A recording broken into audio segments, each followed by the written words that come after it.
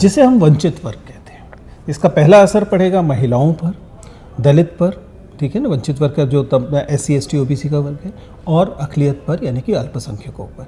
लेकिन इसका अर्थ ये नहीं है कि जो अनारक्षित वर्ग है उसके गरीब को कोई राहत मिलने वाली है। उसकी स्थिति भी खराब ही रहने वाली है, क्योंकि अंततः उसके पास भी पैसा नहीं होगा तो वो क्या होगा, या तो उसे ऐसे कोर्सेज की तरफ जाना पड़ेगा जिन कोर्सेज का भविष्य नहीं होगा। भारत में गरीब होने की परिभाषा में अनारक्षित होना कैसे शामिल है?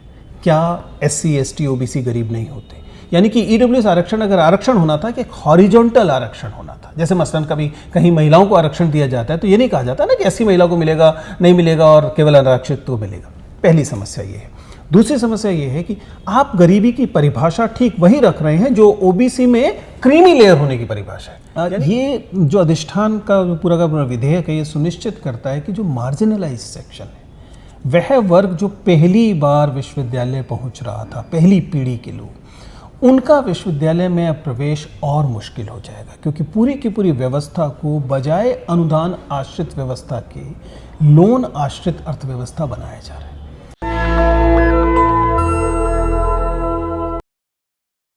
मेरे साथ दिल्ली यूनिवर्सिटी के प्रोफेसर विजेंद्र चौहान हैं, जो लगातार सामाजिक न्याय, सोशल जस्टिस, इक्वालिटी, फ्रेटर्निटी और संविधान के पक्ष में बोलते रहते हैं।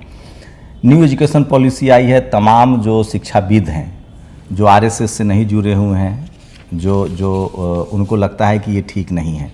आज इन्होंने एक प्रेस कॉन्फ्रेंस की है प्रेस क्लब ऑफ इंडिया में। इनका आरोप है कि एक जो शिक्षा नीति आई, एक जो नई कोशिश है सरकार की, उसमें पढ़ाई को महंगा कर दिया जाएगा, UGC खत्म हो जाएगा, और ख़ासकर लिटरेचर, मैथमेटिक्स, इन सब सब्जेक्ट के छात्रों को मुश्किल होने वाली है। और इसको समझिए कि पूरी तरह से कॉर्पोरेटाइजेशन कर दिया गया है, औद्योगिकीकरण, कि आप पैसा लाइए फिर आप पढ़ाइए। JNU की एक छात्रा ने सवाल उठाया है कि जो दिल्ली JNU में खासकर जो वीकर सेक्शन, मार्जिनलाइज सेक्शन के छात्र आते थे वो नहीं आ पाएंगे, क्योंकि जो महिलाओं को वहाँ अलग से नंबर मिलता था, अगर ग्रामीण क्षेत्र से हैं तो नंबर मिलता था, अगर वो अपने घर की पहली ग्रेजुएट हैं तो भी उनको नंबर मिलता था। तो इसी को समझने की कोशिश करेंगे। सर शुक्रिया समय देने के लिए। ये जो आज आपने प्रेस कॉन्फ्रेंस की है, इसका लबो आप क्या है, मोटा मोटा क्या आरोप है आप लोगों का? देखिए, दिल्ली विश्वविद्यालय या दिल्ली में जो अलग अलग शिक्षक संगठन हैं और छात्र संगठन हैं, उन सब लोगों ने मिलकर एक कोऑर्डिनेशन कमेटी बनाई है, जिसका उद्देश्य ये जो नया विधेयक संसद में आज पेश किया गया, जिसमें जिसे VBSA कहा जा रहा है, यानी विकसित भारत शिक्षक अधिष्ठान।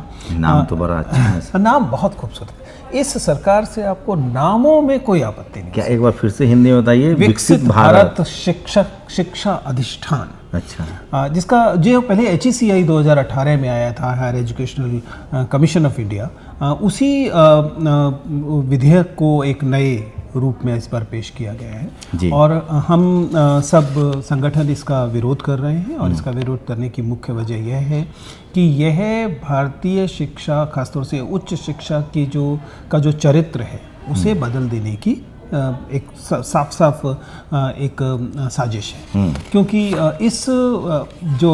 ये जो विधेयक आता है, ये दो तीन बहुत खतरनाक चीज़ें करता है। पहली बात, राज्यों को पूरी तरह से बहिष्कृत कर देता है उच्च शिक्षा के मामले से। यानी कि जैसे GST काउंसिल आया, आप जानते हैं कि शिक्षा जो है वो एक कंकरेंट विषय है, जिसका मतलब है कि समवर्ती सूची में आता है। लेकिन शिक्षा के मामले में सारे फैसले केंद्र खुद करना चाहता है, और ये अधिष्ठान आने के बाद राज्यों के पास ना तो ये तय करने का हक बचेगा कि क्या पढ़ा जाए, क्या कैसे पढ़ा जाए, सिलेबस क्या हो, विद्यार्थी कौन हो। इन स्टेट यूनिवर्सिटी का भी कंट्रोल इनके पास आ जाएगा। स्टेट यूनिवर्सिटी भी, चूंकि UGC के पास विनियमन का अधिकार है, डिग्री तभी मान्य होगी जब UGC, जो आज का UGC, अब वह उसके लिए आ गया एक नया विधेयक। अब ये जो नई बॉडी है, ये तय करेगी कि राज्यों के विश्वविद्यालयों को कैसे काम करना है। यानी कि राज्य भले ही कुछ पैसा दे रहे होंगे, लेकिन राज्यों का उस पर कुछ चलेगी नहीं। आप जानते हैं कि ये हो गया कि राज्यों का कंट्रोल खत्म होगा। दूसरा, आप देखेंगे इसमें सबसे डरावनी चीज़ ये हुई है कि जो विनिमयन था उसे डीलिंक कर दिया गया फंडिंग से। अब तक यूजीसी आपका विनियमन करता था, रेगुलेशन करता था, कैसे डिग्री होगी, क्या होगा, स्टैंडर्ड्स क्या होंगे, क्या सेवा शर्तें होंगी। अब क्या कहा जा रहा है, और वही ये भी तय करता था कि आपको कितना पैसा दिया जाएगा, अनुदान देता था। तो जब हमें अनुदान चाहिए होता था, हम यूजीसी के पास जाते थे। यूजीसी एक किस्म की सेमी एकेडमिक बॉडी थी, जहाँ आप जाके हम उनको समझा सकते थे, क्योंकि वो पढ़े लिखे लोग थे, शिक्षक लोग थे, उनको समझाया जा सकता है कि विश्वविद्यालय को पैसा क्यों चाहिए। अब विश्वविद्यालय को पैसा देने का अधिकार इस नए अधिष्ठान के पास नहीं है, उसके लिए आपको मंत्रालय जाना पड़ेगा। MHRD अब जो एजुकेशन मिनिस्ट्री हो गई है, उसमें उसका जो हायर एजुकेशन डिपार्टमेंट है, वहाँ जाना पड़ेगा। और वहाँ के बाबू अब तय करेंगे कि किस कॉलेज को पैसा मिलेगा, किसे नहीं मिलेगा, कितना मिलेगा, ज़्यादा मिलेगा कि कम मिलेगा। ये दूसरी चीज़ है। तीसरी चीज़, ये जो अधिष्ठान का पूरा का पूरा विधेयक है, ये सुनिश्चित करता है कि जो मार्जिनलाइज सेक्शन है, वह वर्ग जो पहली बार विश्वविद्यालय पहुँच रहा था, पहली पीढ़ी के लोग, उनका विश्वविद्यालय में अब प्रवेश और मुश्किल हो जाएगा, क्योंकि पूरी की पूरी व्यवस्था को बजाय अनुदान आश्रित व्यवस्था के लोन आश्रित अर्थव्यवस्था बनाया जा रहा है। कहा यह जा रहा है कि एजुकेशनल इंस्टीट्यूशंस लोन लें चलने के लिए। वो लोन लेंगे तो उस लोन को पूरा करने के लिए उनके विद्यार्थियों की फीस बढ़ानी पड़ेगी। कह रहे विद्यार्थियों की फीस कैसे बढ़ाएंगे, तो कह रहे विद्यार्थी भी लोन लें। यानी कि जैसा पश्चिम में चलता है कि एजुकेशन लोन पर ही आधारित एक पूरी की पूरी व्यवस्था हो जाए। आप सोच के देखिए कि वंचित वर्ग की महिलाएं, बच्चियां, वे बच्चियां जो पहली पीढ़ी की थी और आप दिल्ली विश्वविद्यालय के किसी कॉलेज में पढ़ने आ जाती थी, फिर भी जैसे तैसे जुटा के 8,000, 10,000 की 12,000 की फीस दे के आ जाती थी। जब फीस 1.5 लाख हो जाएगी और कहा जाएगा कि आप लोन लीजिए, तो उनको पहले तो लोन देगा कौन, और क्या वास्तव में। मैं एक लबोलुआ बताऊं कि दिल्ली यूनिवर्सिटी से मुझे ग्रेजुएशन करना है सिंपली जी, हिस्ट्री में, हिंदी में, संस्कृत में, तो कितना खर्चा 3 साल का आ जाएगा, रहना खाना छोड़ दीजिए। अभी नंबर्स बाहर नहीं आए, लेकिन उन्होंने कहा कि 60-40। मैं इससे इस तरह से समझ लीजिए कि अगर विश्वविद्यालय को चलाने में, एक कॉलेज को चलाने में 1 करोड़ रुपया लगता है, तो 60 लाख से ज़्यादा की उम्मीद नहीं की जा सकती कि उसको, वो भी तब जब बाबू मानेगा। बाकी 40 लाख विद्यार्थियों से और दूसरी, लेकिन फैकल्टी, पहले हम आएंगे बीकर सेक्शन पर, क्या जैसे आप लोग प्रोफेसर हैं उनकी तनख्वाह तो देंगे ना, ये जो ऐसा कोई दावा अभी तक नहीं दिखाई दे रहा है दिल्ली विश्वविद्यालय में। तो क्या ये जॉब भी टेम्परेरी बेसिस का हो जाएगा? दिल्ली विश्वविद्यालय, देखिए अब उसमें शब्द कौन सा आएगा, टेम्परेरी आएगा नहीं आएगा, मैं नहीं जानता। नहीं, मतलब सैलरी तो इंश्योर करेंगे ना कि जो प्रोफेसर, असिस्टेंट वो ये कहते हैं कि आप केवल उन कार्यक्रम, उन प्रोग्राम्स को, एकेडमिक प्रोग्राम्स को और कॉलेजेस को चलाएंगे जो कि स्वयं अपनी जो आमदनी है उससे अपने आप को चलाने लायक ऐसा तो कोई एक कैंपस नहीं है जो अपनी आमदनी करता, IIT या IIM नहीं करता। हालांकि आप जाके देखिए तो आप पाएंगे कि IITs में फीस बढ़ गई है, बहुत बुरी नहीं फीस बढ़ी, लेकिन IIT भी कमा के नहीं दे रहा है, वो तो छात्र वहाँ कमा के, चलिए कमा के देने की मांग तो अभी नहीं है, अपने पांवों पे खड़े होने की मांग, ये ऐसी तो कोई यूनिवर्सिटी है नहीं, अभी नहीं है, सरकारी भारत में अभी नहीं है। उनकी कल्पना है कि ऐसी होनी चाहिए। मैं नहीं जानता, मैं नहीं चाहता कि किसी देश में ऐसा कोई विश्वविद्यालय हो जो कमा कर देता हो, क्योंकि विश्वविद्यालयों का काम कमा कर देना। प्राइवेट वाला में तो आ जाएंगे, प्राइवेट का जो मेन रेवेन्यू सिस्टम है वो छात्रों से पैसा लेते हैं। एग्जैक्टली, और हमारी चिंता यही है कि ये जो व्यवस्था आ रही है, पहली बात तो ये प्राइवेट और तो सरकारी सिंपल है सर, कोई अंतर नहीं करता। सिंपल है कि कॉलेज यूनिवर्सिटी से अगर आप चाहते हैं कि सेल्फ चलिए तो छात्रों से पैसा लेंगे, उनका तो इन्वेस्टमेंट वही है। और वो कहते हैं कि अगर बच्चों के पास फीस नहीं है तो कोई बात नहीं, हम उन्हें लोन दिला देते हैं, जैसा कि IIT IIM में भी होता है कि विद्यार्थी के पास 10 लाख फीस नहीं, तो कहते हैं अच्छा ठीक है, लोन वाला बैठा है उसे। मैं कहता हूं कि यह उन वर्गों को पूरी तरह से बहिष्कृत कर देगा। ये बिल पास हो गया, ये बिल आज इंट्रोड्यूस हुआ, जिसके बाद विपक्ष ने इस पर आपत्ति की है, जिसके बाद इसे पार्लियामेंट कमेटी को, संसदीय समिति को भेजा गया है। माना जा रहा है कि संसदीय समिति से कितना खतरनाक है ये, मैं उस पर आऊँगा। OBC क्लेम करते हैं धर्मेंद्र प्रधान की, मैं ये सरकार जो है ना, कास्टिट्यूशन का बड़ा मायने है। ये कहती है हमारे पास 26 OBC के मंत्री हैं, कानून मंत्री SC शेड्यूल कास्ट है। ये RSS की सरकार है। ये तो RSS का पहले से एजेंडा रहा है कि जो बीकर, खासकर जो SC ST OBC है, वो पढ़ेगा तो लड़ेगा, सब आवाज़ उठाएगा। ये जातिवाद तो ऐसा जाल है जो नहीं पढ़ेगा वो नहीं समझ पाएगा। तो क्या आपको लगता है कि ये खतरा है कि खासकर सिर्फ SC ST OBC तो बाहर होंगे क्योंकि बीकर सेक्शन वही है, जो जनरल में भी गरीब लोग हैं उनका भी कुछ नहीं हो सकता, जिसे हम वंचित वर्ग कहते हैं। इसका पहला असर पड़ेगा महिलाओं पर, दलित पर, ठीक है ना, वंचित वर्ग का जो तब SC ST OBC का वर्ग है, और अक़लियत पर यानी कि अल्पसंख्यकों पर।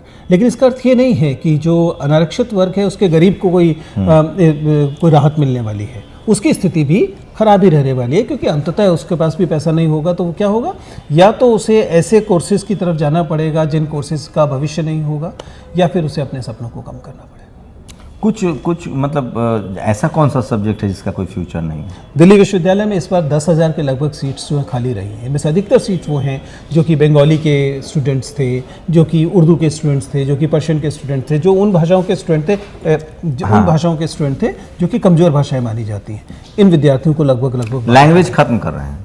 लैंग्वेज इस पर बहुत असर पड़ रहा है। ये जेएनयू की छात्रा बता रही थी कि वहाँ कुछ मतलब आरएसएस को लेकर, मतलब आपको लगता है कि आरएसएस का सीधा इन्वॉल्वमेंट है इन सब चीज़ों में? चूंकि आप मतलब विश्वविद्यालय में किसी व्यक्ति से पकड़ के पूछिए, बताएंगे कि ये सच है। अब इस समय विश्वविद्यालय के फैसले, विश्वविद्यालय के तमाम फैसले इस समय इस विचारधारा से प्रभावित होकर लिए जा रहे हैं। क्या है आरएसएस की नज़र इतना एजुकेशन पर, मतलब क्या आपको लगता है किस तरह के खतरे हैं? क्योंकि आप एक देखिए दोनों चीज़ें हैं। पहली बात यह है कि आप क्या और कैसे पढ़ाएंगे इसको प्रभावित किया जा रहा है, ताकि जो देश का जिसे हम तसव्वुर कहते हैं, भविष्य की जो कल्पना है वह उनके अनुरूप हो सके। आप दिल्ली यूनिवर्सिटी में ये जो आरोप लग रहा है, अखिलेश जी भी कई बार बोल चुके हैं कि वाइस चांसलर, और राहुल गांधी ने बोला है, पार्लियामेंट में भी बोला है, वाइस चांसलर भी जो हैं वो इस समय आरएसएस के लोग रखे जा रहे हैं। भी नहीं, उन्होंने पार्लियामेंट में बोला, इसलिए मैं केवल भी का सवाल नहीं है, वो कुलपतियों की नियुक्ति का सवाल तो पूरे देश के हर विश्वविद्यालय, यहाँ तक कि राज्य के विश्वविद्यालयों पर,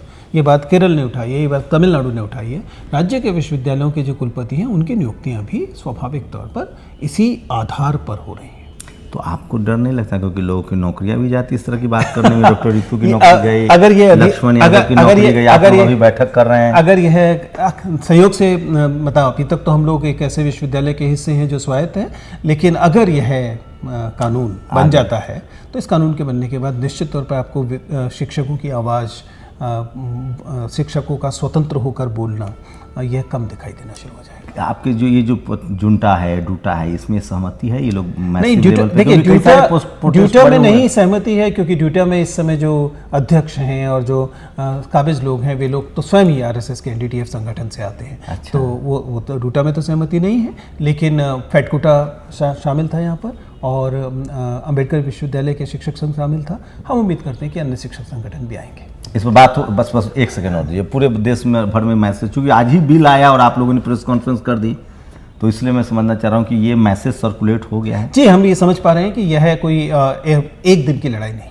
इसके लिए आपको वाकई एक सवाल आप ले लीजिए। मैंने ये इकोनॉमिक वीकर सेक्शन के आप इतने खिलाफ क्यों हैं? ईवीएस जो उसमें भी तो देखिए, मैं इकोनॉमिक वीकर सेक्शन के खिलाफ कैसे हो सकता हूँ? अगर आप वास्तव में गरीब लोगों की बात करते हैं तो उनके खिलाफ तो हम लोगों का तो सारा संघर्ष उनके समर्थन का संघर्ष है, लेकिन जब आप ईडब्ल्यूएस के आरक्षण की बात करते हैं तो उस व्यवस्था को आप देखना पड़ेगा। मैं हमेशा 3 चीज़ें कहता हूँ, ढंग से समझिए कि भारत में गरीब होने की परिभाषा में अनारक्षित होना कैसे शामिल है। क्या SC, ST, OBC गरीब नहीं होते? यानी कि ईडब्ल्यूएस आरक्षण अगर आरक्षण होना था कि हॉरिजॉन्टल आरक्षण होना था, जैसे मसलन कभी कहीं महिलाओं को आरक्षण दिया जाता है तो ये नहीं कहा जाता ना कि SC महिला को मिलेगा, नहीं मिलेगा, और केवल अनारक्षित को मिलेगा। पहली समस्या ये है। दूसरी समस्या ये है कि आप गरीबी की परिभाषा ठीक वही रख रहे हैं जो OBC में क्रीमी लेयर होने की परिभाषा है। यानी कि OBC में तो 8 लाख की आमदनी से आप क्रीमी लेयर हो जाते हैं, और अनारक्षित में 8 लाख पे आप गरीब रहते हैं। और तीसरा, जिस प्रक्रिया से ये सर्टिफिकेट्स बनाए जा रहे हैं, जिस प्रक्रिया से इन्हें जो इनके वैलिडेशन की प्रक्रिया, उसमें भयानक भ्रष्टाचार। एक सवाल और ले सकते तो, लेकिन जैसे SC, ST, OBC को तो कैटेगरिकली रिजर्वेशन मिल रहा है, तो हो सकता है इसलिए उनको अलग रखा गया कि इनको एक रिजर्वेशन मिल रहा है, लेकिन तो उनको क्या सेक्शन में इनको सिर्फ सवर्ण जनरल कैटेगरी के गरीबों को दिया जाए? नहीं, तो इससे ये कैसे तय हुआ कि जो आरक्षित वर्ग का गरीब है उस गरीबी से मिलने वाले आरक्षण का या जो पॉजिटिव डिस्क्रिमिनेशन है उसका हकदार नहीं रहता? आपको BP सिंह, अर्जुन सिंह के बाद आपको लाइन लगाई जाती है कि विजेंद्र चौहान, उसी BP सिंह, अर्जुन सिंह, ये 3 ये सब इतनी ना तो वो महत्वाकांक्षाएं होती हैं शिक्षक होने के नाते, कई बार सिर्फ इतनी जिम्मेदारी होती है कि जो सच है उसे आप बोल नहीं। ये 2 लोगों का बड़ा ये सम्मान है वीकर सेक्शन में, क्योंकि इन्होंने बड़े फैसले लिए। मंडल कमीशन की रिपोर्ट लागू की, अर्जुन सिंह ने कॉलेज यूनिवर्सिटी में OBC का आरक्षण दिया, लगता है कि मंडल और जनरल कैटेगरी से आने वाले पहले प्रोफेसर हैं जो खुलकर रिजर्वेशन की हिमायती हैं। सामाजिक न्याय का सवाल न तो एक व्यक्ति पर आश्रित है और ये वो आइडिया है जिसका समय आ चुका था। क्या लगता है आप लोग आरएसएस का जिस तरह से इंस्टीट्यूशन पर कंट्रोल है, अब सरकार पर उनकी कंट्रोल है, जिस तरह से वो चुनाव जीत रहे हैं, डेमोक्रेटिक कंट्री है, जो चुनाव जीतेगा वो अपने एजेंडे को लागू करेगा, आप लोगों को लगता है कि आप लोग का जो ये संघर्ष है वो कहीं पहुंचता दिख रहा है? देखिए, बिना उम्मीद के तो कोई संघर्ष करता नहीं, और बाकी हमारा नहीं करेगा तो हमारे विद्यार्थी शामिल है, वो आगे ले जाएंगे। शुक्रिया सर हमसे बातचीत करने के लिए। तो एक बड़ा फैसला आया है और ये बड़ी खबर है कि कॉलेज यूनिवर्सिटी में जो पढ़ाई है उसको कमर्शियलाइज किया जा रहा है, उसका समझिए कि आपके बजट से बाहर किया जा रहा है। Shambhu Kumar Singh, national Dastak, Delhi. Thank you Shambhu. National Dastak की आपसे गुजारिश है कि अगर इसको बचाना चाहते हैं तो नेशनल दस्तक को सब्सक्राइब करने के लिए रेड कलर के सब्सक्राइब बटन को दबाएं, फिर बेल आइकन की घंटी दबाएं। नेशनल दस्तक को बचाने के लिए बहुत जरूरी है कि हर खबर को शेयर करें, लाइक करें, कमेंट जरूर करें।